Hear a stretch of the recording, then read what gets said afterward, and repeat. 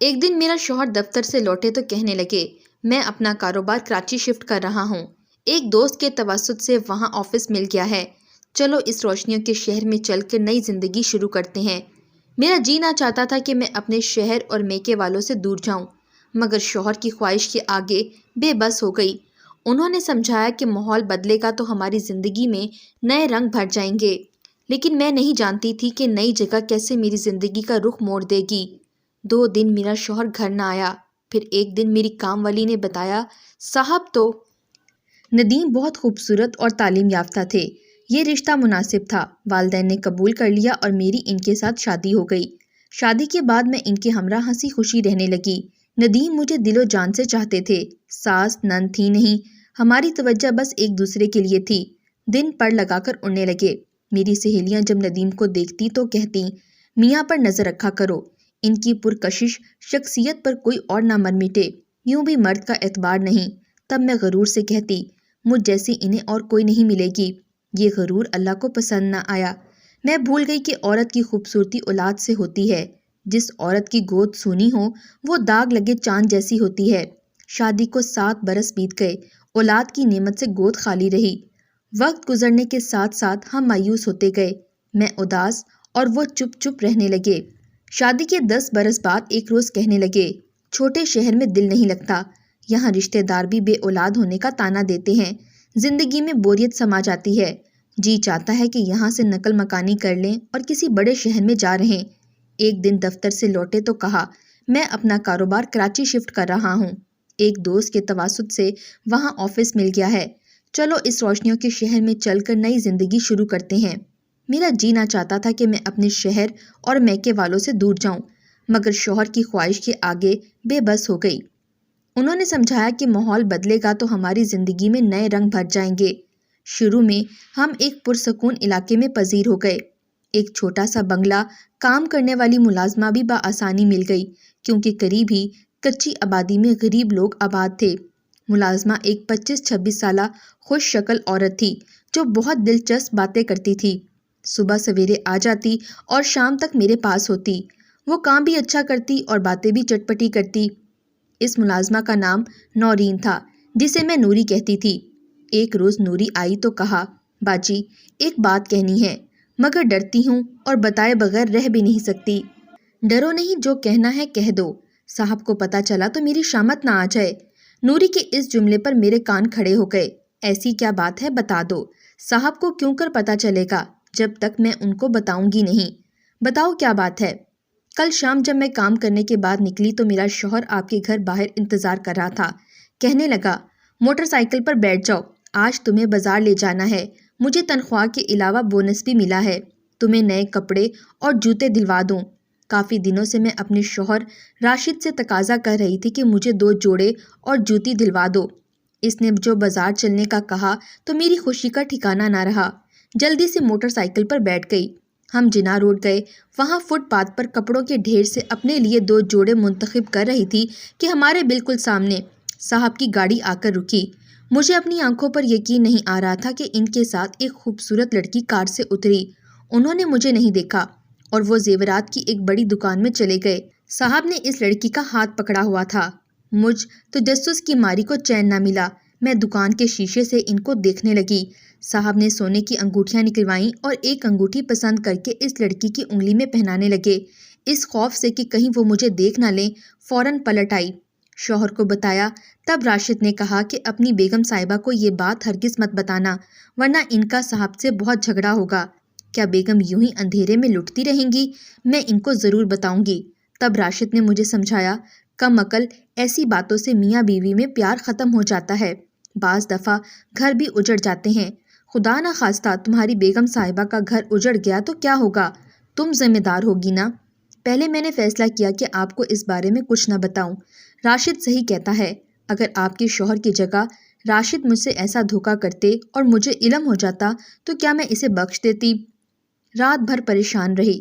صبح فیصلہ کیا، آپ کو ضرور بتاؤں گی، تاکہ وقت گزرنے سے پہلے آپ اپنی زندگی کی خوشیوں کو بچانے کی تدبیر کر لیں۔ ایسا نہ ہو پانی سر سے اونچا ہو جائے۔ جہاں میں نوری کی مشکور تھی وہاں سخت صدمے میں بھی تھی۔ سوچ بھی نہیں سکتی تھی کہ ندیم مجھے دھوکہ دے سکتے ہیں۔ گمان ہوا کہ ضرور نوری کی آنکھوں کا دھوکہ ہوگا، شاید ندیم جیسا کوئی دوسرا شخص ہو۔ رات کو ندیم گھر لوٹے تو میں نے انہیں آڑے ہاتھوں لیا۔ وہ گھبرا گئے، ان سے جھوٹ نہیں بولا جا رہا تھا، ہکلانے لگے۔ جب میں نے کہا اگر سچ نہ بتایا تو قسم کھاتی ہوں جان دے دوں گی، تب انہوں نے بتا دیا کہ ایک لڑکی میرے آفس میں کام کرتی تھی، وہ مجھے پسند آ گئی، میں نے اس سے شادی کر لی۔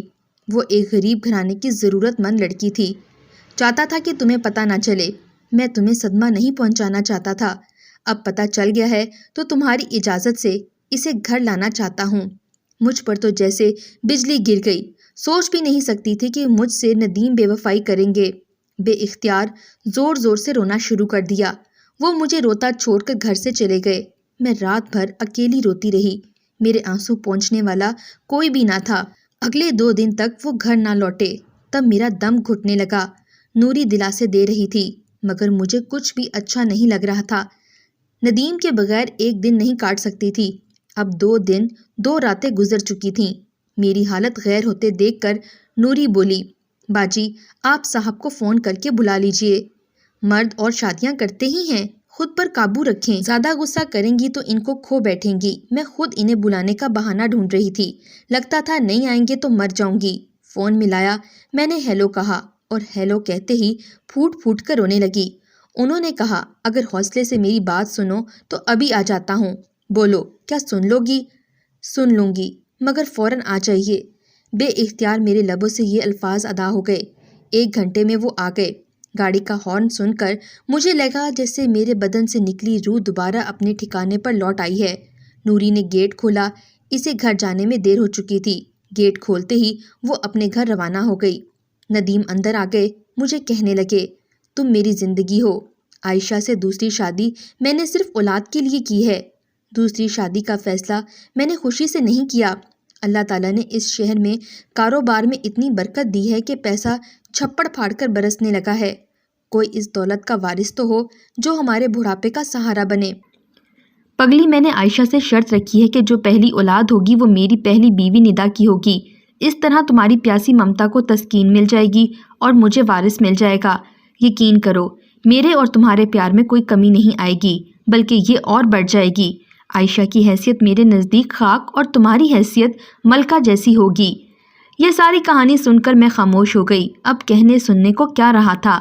ندیم شادی کر چکے تھے، میری مرضی سے اسے کیا فرق پڑتا تھا؟ مجھے یہ سوچ کر بڑی وحشت ہو رہی تھی۔ اگر ندیم گھر سے چلا گیا تو میں یہاں تنہا کیسے سانس لے پاؤں گی؟ ان تنہا راتوں کے اندھیرے تو مجھے نگل جائیں گے۔ بالآخر میرا شریک زندگی عائشہ کو گھر لے آیا۔ دل پر جو گزری سو گزری، سمجھوتا کرنے میں ہی عافیت جانی۔ میں بوڑھے ماں باپ پر بوجھ نہیں بننا چاہتی تھی۔ عائشہ کو اوپر کا کمرہ دے دیا گیا مگر ندیم نے مجھے نظر انداز نہیں کیا، مجھے پہلے سے زیادہ محبت دی۔ میں بچے کی پیدائش کا انتظار کر رہی تھی کہ کب میرے شوہر کی اولاد میری گود میں آئے، جس شوہر سے میں اب بھی ویلہانہ محبت کرتی تھی۔ وہ دن بھی آ گیا جب عائشہ ہسپتال چلی گئی۔ اس دوران ندیم نے مجھے بچے کے بارے میں اتنے خواب دکھائے کہ لگا میری اپنی گود آباد ہونے والی ہے۔ جتنے دن عائشہ ہسپتال رہی ندیم گھر آنا بھول گئے۔ 7 دن تک میں بنگلے میں تنہا ان کا انتظار کر رہی تھی۔ 1 ہفتے بعد وہ آ گئے۔ میں بے اختیار گیٹ کی طرف لپکی مگر مجھے دیکھ کر عائشہ نے منہ پھیر لیا، وہی عائشہ جو مجھے آپا آپا کہتی نہ تھکتی تھی۔ یہ دونوں کمرے میں چلے گئے۔ مجھے ندیم کی آواز سنائی دی، عائشہ بچے کو مجھے دو، میں اس کی بڑی امی کی گود میں دے آؤں، وہ منتظر ہیں ہفتے بھر سے۔ مگر میری سوتن نے یہ کہہ کر جیسے تیز خنجر میرے دل میں اتار دیا، میں اپنے بچے پر اس گود جلی کا سایہ بھی نہیں پڑنے دوں گی۔ میں سن کر ہکا بکا رہ گئی۔ ندیم بے بس ہو گئے، میرے پاس آئے اور دھیمی آواز میں بولے، دراصل بچے کے دودھ پینے کا وقت ہو رہا ہے، وہ دودھ پلا لے تو میں منع کو تمہارے پاس لاتا ہوں۔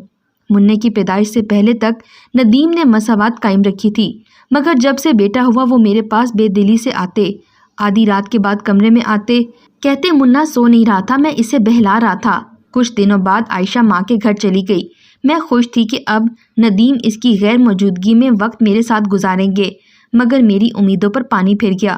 وہ دفتر سے سیدھا ادھر چلے جاتے، کہتے منع کی یاد ستا رہی تھی۔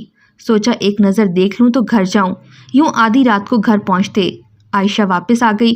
اب یہ اکثر شام کو باہر جاتے، مجھے ندیم کہتے، آج منع کو ڈاکٹر کو دکھانا ہے، آج اس کے کپڑے خریدنے ہیں، آج اسے اس کی نانی سے ملانے لے جانا ہے۔ میں انتظار کرتی رہ جاتی اور یہ عائشہ کی ماں سے گھر رات کو کھانا کھا کر لوٹتے۔ رفتہ رفتہ انہوں نے میرے ساتھ جھوٹی محبت دکھانا بھی چھوڑ دی۔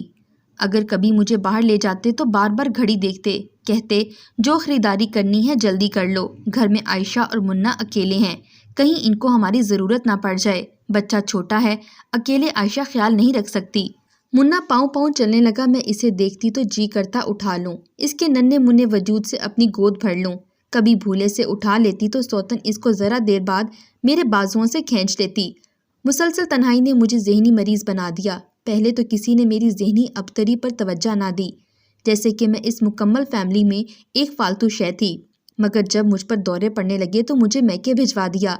والدین میرا حال دیکھ کر رو پڑے، مجھے ذہنی امراض کے ماہر ڈاکٹر کے پاس لے گئے۔ اس نے میرا حال سنا، اب وہ اکثر گھر آتا اور مجھ سے دیر تک باتیں کرتا، یوں دل ہلکا ہو جاتا۔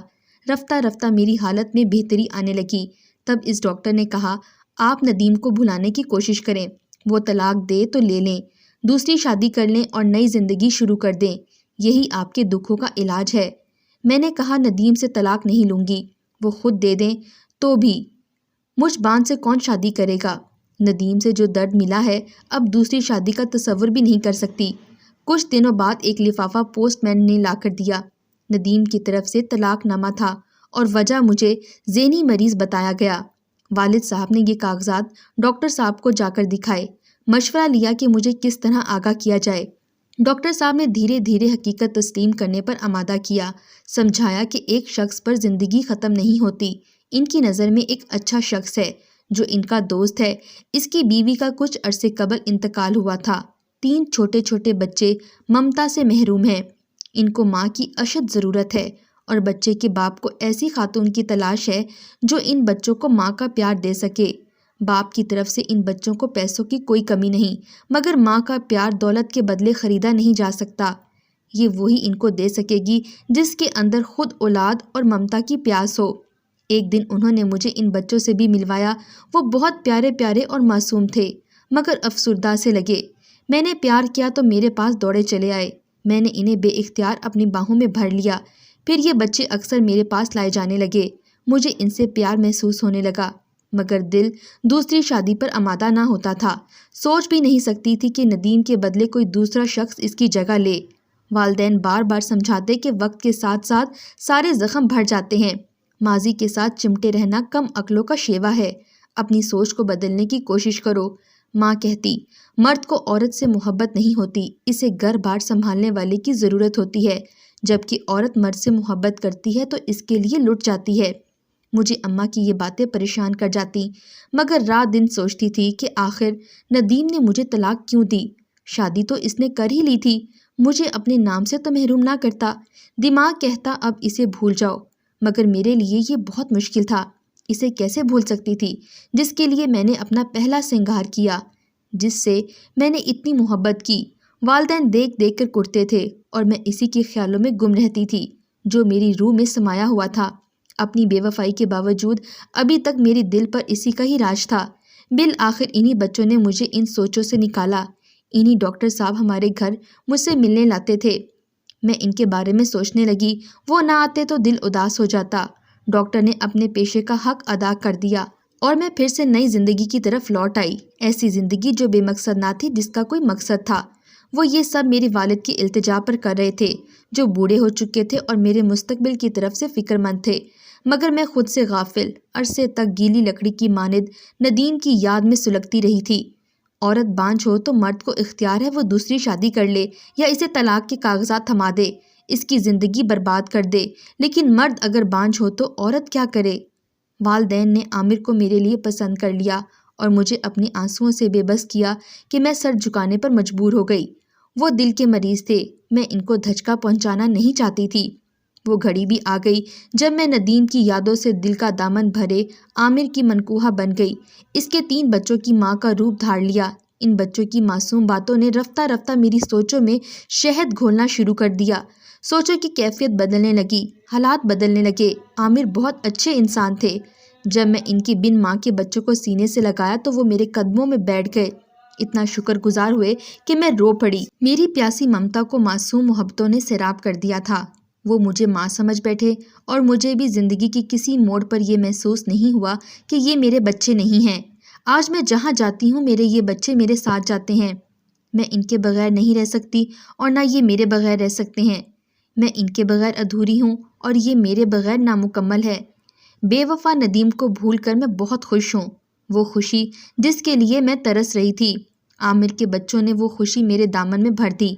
اب میں بانجھ نہیں رہی ہوں اور نہ عامر کے بچے بن ماں کے کہلاتے ہیں، کیونکہ ہر عورت کے اندر ایک ماں پوشیدہ ہوتی ہے جس کو بس دریافت کرنے کی ضرورت ہوتی ہے۔